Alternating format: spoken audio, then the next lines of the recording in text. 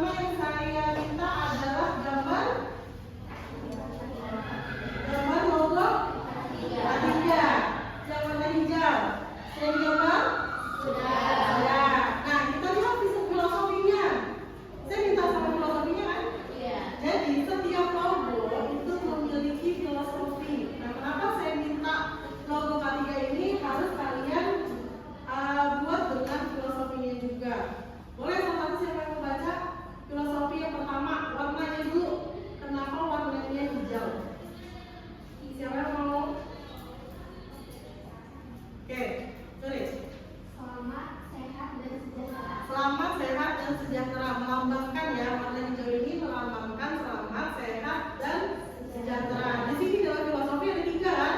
Yang pertama warnanya hijau, yang kedua tanda plus di dalam, siapa yang mau artinya? Oke, ulang.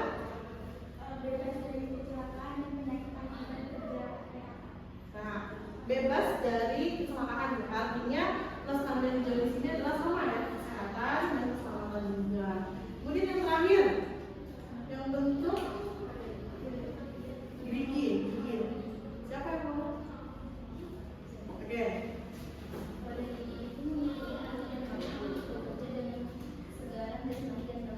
Bekerja dengan kesegaran jasmani dan rohani. Ini kalau dulu SKJ ya. Jadi kesegaran jasmani dan rohani. Sekarang kenapa di sini harus keselamatan dulu baru kesehatan kerja? Jadi bukan kesehatan dan keselamatan kerja, tapi keselamatan dulu baru kesehatan kerja. Kira-kira siapa yang mau mencoba menganalogikan dengan logikanya? Kira-kira berani? Kenapa keselamatan dulu baru kesehatan kerja? Simpel. Ada kok? Ada berani? Ayo. Berani? Kenapa keselamatan dulu? Kenapa nggak kesehatan? Kalau udah sehat pasti selamat. Ayo, kenapa keselamatan dulu? Baru kesehatan kerja.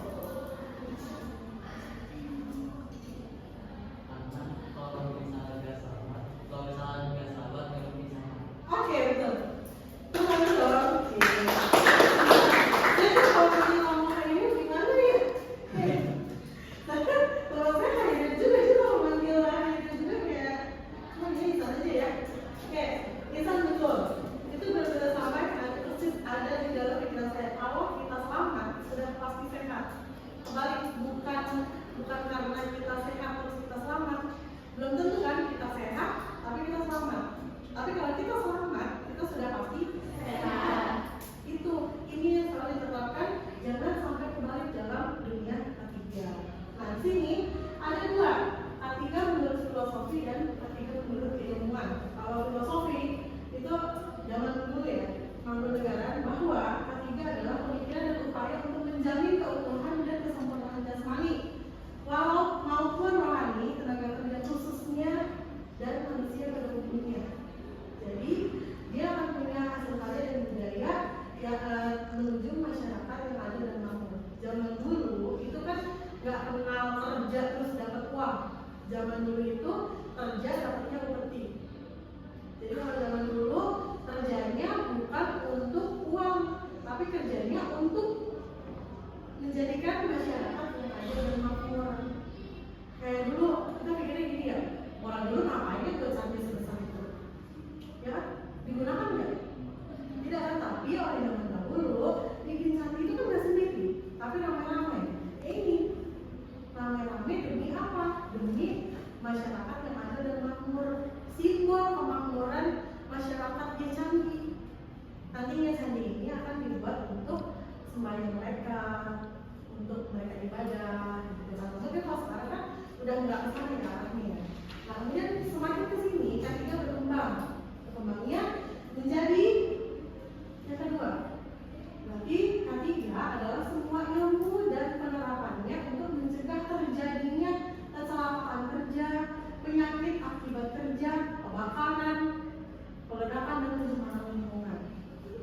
Makanya saya minta kalian untuk menggambar apa saja sih simbol-simbol yang ada di dalam peraturan itu yang harus kita patuhi. Sampai sini ada yang mau bertanya? Ya. Nah, kemudian K3 pertama kali diatur oleh Undang-Undang Nomor 1 Tahun 1970. Pertama kali K3 diatur dalam undang-undang. Kalau zaman dulu kan tidak ada undang-undang ya, jadi hanya diatur dengan norma saja. Tapi setelah di tahun 1970 K3 sudah diatur dalam Undang-Undang Negara Republik Indonesia. Nah, di sini ada masalah apa saja sih masalah-masalah yang ada di K3? Di sini ada kapasitas kerja, beban kerja, dan lingkungan kerja. Nah, di sini nanti tidak akan saya jelaskan, tapi nanti kalian yang akan menjelaskan ke saya dan teman-teman sekalian ini itu apa sih? Kapasitas kerja itu bagaimana? Kenapa jadi masalah? Beban kerja juga, lingkungan kerja juga sama, kenapa dia jadi masalah? Kemudian di sini ada identifikasi juga dari masalah-masalah tadi yang terjadi. Di sini ada identifikasinya. Pertama ada kesalahan kerja itu pasti. Yang kedua ada penyakit akibat kerja dan penyakit akibat hubungan kerja di laboratorium kesehatan. Apalagi kita yang bekerja di laboratorium kesehatan pasti ada imbasnya dari kita bekerja di dalam laboratorium itu sendiri. Yang ketiga adalah pengendalian penyakit akibat kerja dan kecelakaan melalui pendampingan.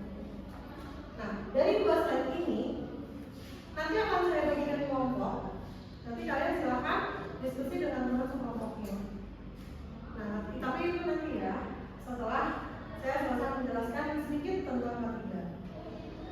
Nah, di sini ada APD. APD itu apa? Malah jadi yang ada dalam laboratorium ini sebenarnya kalau tak perlu dijelaskan ya. Kalian sudah tahu tentang nanti saya apa sih APD-nya. Tapi yang pasti APD di dalam laboratorium pertama harus sesuai dengan ukuran tubuh seorang TLM. Nggak boleh kebesaran dan nggak boleh terlalu sempit. Yang penting nyaman, fit di badan seorang TLM itu sendiri. Nah, yang kedua adalah dilakukan perawatan secara menyeluruh dan teratur. Contoh, baju lab, jas lab dicuci nggak? Harus dicuci, digosok dengan rapi kan. Kemudian sendal laboratorium kalau bisa dicuci, jangan digunakan kecuali di dalam laboratorium. Kemudian yang ketiga adalah dilakukan pemeliharaan secara teratur dan berkesinambungan. Ini pemeliharaan kalau yang memang harus yang digunakan berkesinambungan terus-menerus ya. Kalau kita kan APD-nya memang untuk pribadi kita sendiri. Jadi hanya ada yang disposable atau perawatan pribadi saja.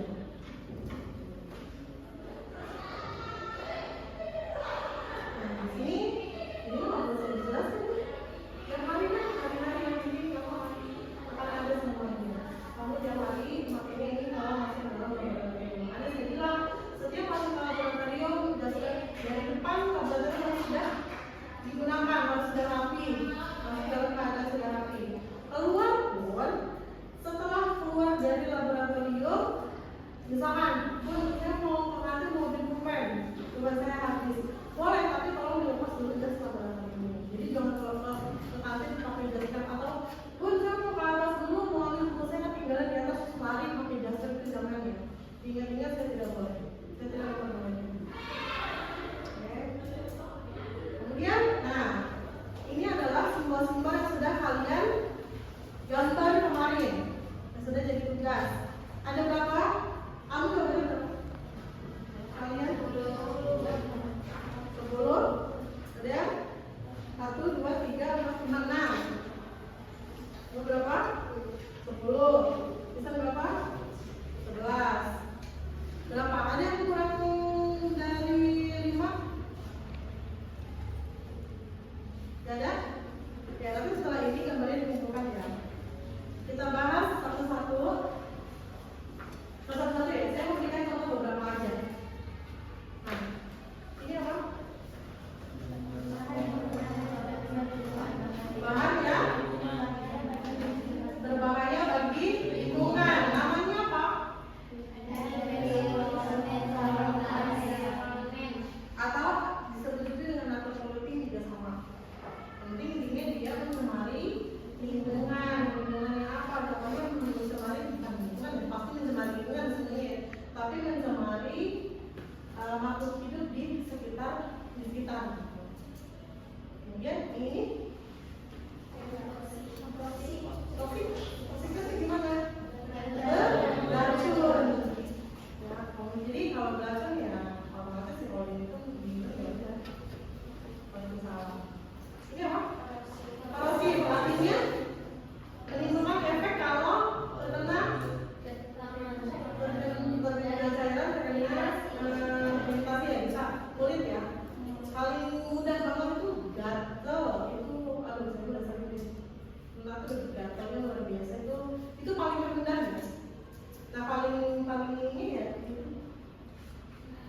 paling